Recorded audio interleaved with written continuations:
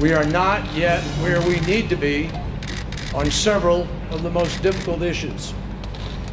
And the truth is that while I completely agree with Foreign Minister Zarif that we have never been closer,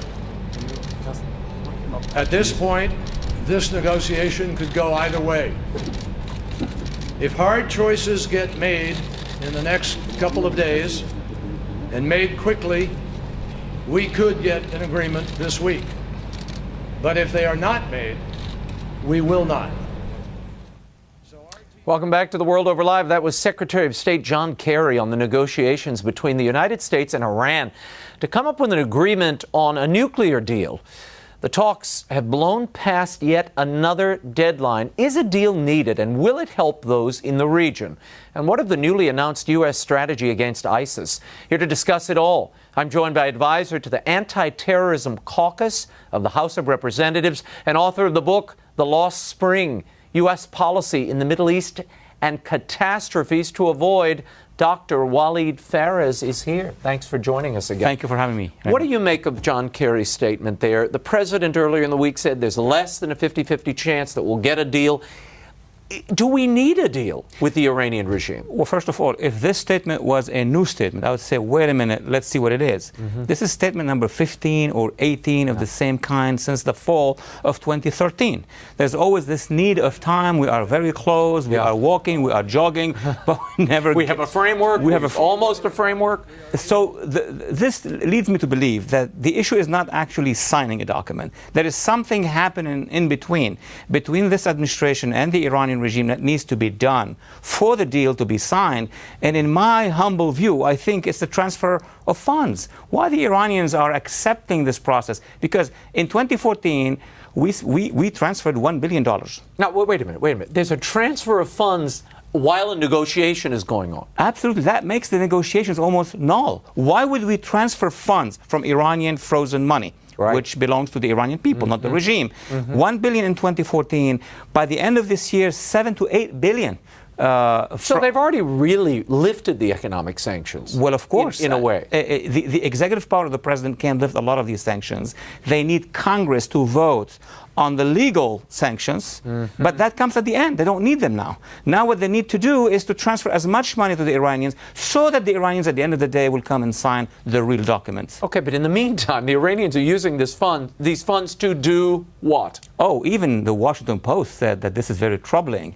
Number one, the day the framework was declared a few weeks ago, what did the Russians say? Now we can sell the Iranians the S-300 advanced anti-aircraft missiles.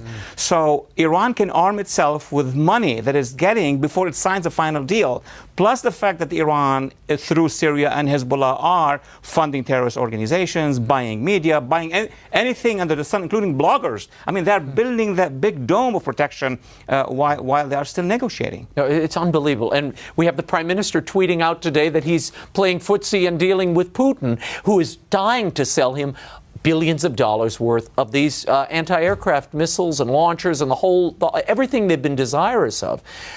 It's really a concerning moment. I want to read something to you. This is the president, and we're going to switch a little bit here. The president is talking here about ISIS. And he said this week, this will not be quick. This is a long-term campaign. It will take time to root them out, and doing so must be the job of local forces on the ground with training and air support from our coalition. Is that possible at this point? Well, there are 2 points, Raymond. Number one, yes, it could take a long time if we are doing something in between.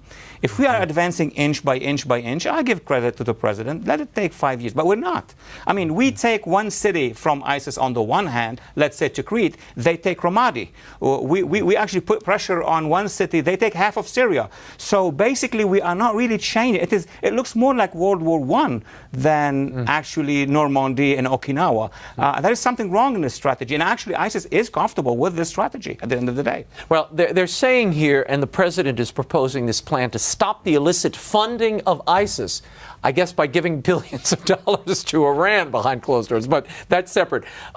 He says he's going to arm so-called moderate Syrian resistance forces. Who are these mystical people? Again, and the statement is great. I wish the administration was arming the moderate, so-called moderate, or real moderate Syrians. Are there moderate Syrians who are willing to be armed? The moderate Syrians, Raymond, this is going to be a little bit tragicomical. The moderate Syrians that should be armed are coming, including to Congress and to the European Parliament, and telling us, why are we not armed? So on the one hand, we're saying we need to arm them. Who are we ending up arming? Those who are close to the Muslim Brotherhood, right? Or the mild Islamists. And how many among them, by the way, 70, 90? Well, 60. Apparently 60 is what Carter is saying. 60 people we have actually trained so far. This is costing us millions of dollars. And this begs the larger question. Why the heat? Why the zeal to overthrow Assad? It seems to these eyes, as bad as Assad is, and I know he uses gas on his people, he's a terrible dictator. There are lots of bad dictators around the world. But the fact is, he's holding ISIS at bay, isn't he? Well, first of all, before even getting to Assad, okay, which is a different story for the years to come, you have ISIS. ISIS is in control of half of Syria. And my question would be, why aren't we arming the Kurds who are fighting ISIS? Why aren't we arming these Christian Assyrian Syriacs in the northeastern part of Syria? Why aren't we arming the real moderates who are closer to the Jordanian border? Why aren't we now arming Jordan to fight and help us? So there is something wrong in this strategy, which is keeping the status quo as it is.